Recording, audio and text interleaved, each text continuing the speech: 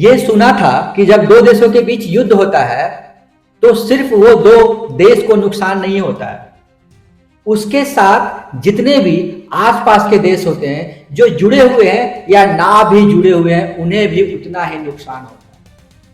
आज देख भी लिया। नुकसान सिर्फ युद्ध में मकान गिराना या युद्ध में क्षति पहुंचाना ही नहीं होता है, किसी देश की इकोनॉमी को क्षति करना भी नुकसान नुकसान में गिना जाता है।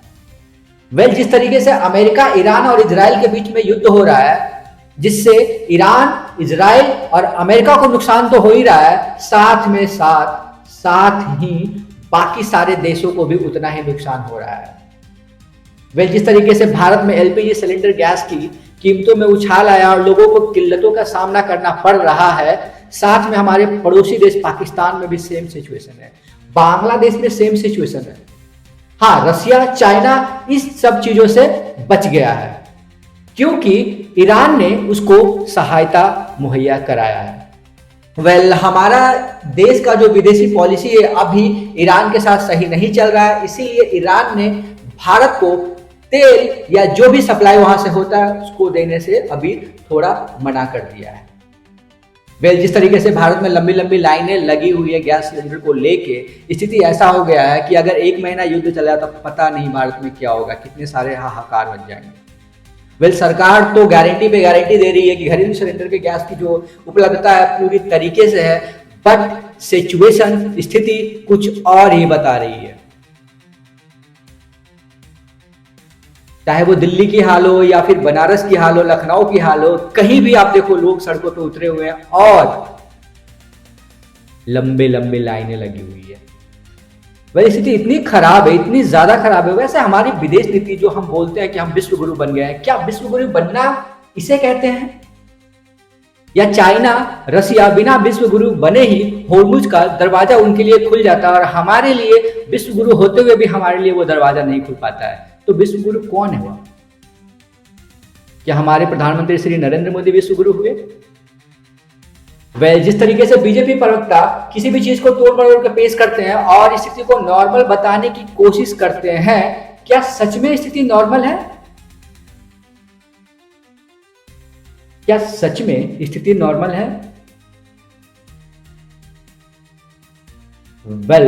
अगर ये युद्ध लंबा खिंच गया तो पाकिस्तान, भारत, जितने भी आसपास के देश हैं, सब में परेशानियां होना शुरू हो जाए।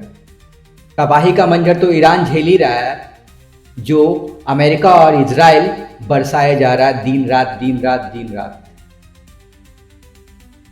ईरान में एक लेयर बना हुआ है, धुआं का लेयर बना हुआ है, जिससे लोग घरों के अंदर दुबके हुए, सांस घर के अंदर भी मास्क लगा के बैठे हुए हैं, क्योंकि जो पेट्रोलियम जो जल रहा है, कच्चा तेल जल रहा है, वहां पे एसिड रेन भी हो रहा है। तो इससे आप अंदाजा लगा सकते हो स्थिति कितनी ज्यादा खतरनाक हो गई है। हमारे देश के प्रधानमंत्री हमेशा ये बोलते हैं कि देश में सब चीज अवेलेबल है, अभी कोई भी चीज दिक्कत नहीं होने वाला, किसी भी चीज का दिक्कत नहीं होने वाला। बट क्या ये स्थिति सही है? क्या स्थिति नॉर्मल है? जिस हिसाब से सिचुएशन चल रहा है, नॉर्मल तो कुछ नहीं है। खैर, हम दुआ करते हैं कि जल्दी ये चीज़ें ख़त्म हो और सारी चीज़ें पटरी पे आ जाए और फिर से जो हमारी विदेश नीति टुक टुक रुक रुक धुक धुक के चल रही है वो नॉर्मल हो और शायद हमारे देश के हुक्मरानों को ये समझ में आए कि विदेश नीति इसे नहीं कहते हैं। विदेश नीति उसे कहते हैं जो इंदिरा गांधी ने किया था, विदेश नीति उसे कहते हैं राजीव गांधी ने किया था, विदेश नीति उसे कहते हैं जो जवाहरलाल नेहरू ने किया था। विदेश नीति इसे नहीं कहते हैं सिर्फ कागजों पे विदेश नीति, फोटो में विदेश नीति। ये विदेश नीति नहीं हुआ, इसकी वाहवाही हम नहीं लूट सकते हैं। विदेश नीति में मतलब ये होता है कि किसी भी मुसीबत में हम पड़े तो हमारे जो पड़ोसी देश है या हमारे कोई भी देश है जो हमारे देश है वो हमारा मदद करे, ना कि हमारे लिए होर्मुज के दरवाजे ऐसे बंद कर दे। इसे हम विदेश नीति में सफलता नहीं कह सकते हैं। क्या विदेश नीति सिर्फ फोटो में छपवाना है? क्या विदेश नीति सिर्फ गले जबरन पढ़ना है?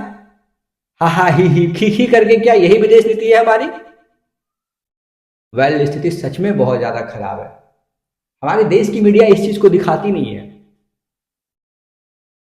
उन्हें बस सरकार की वाहवाही करने से छुट्टी नहीं मिलता है।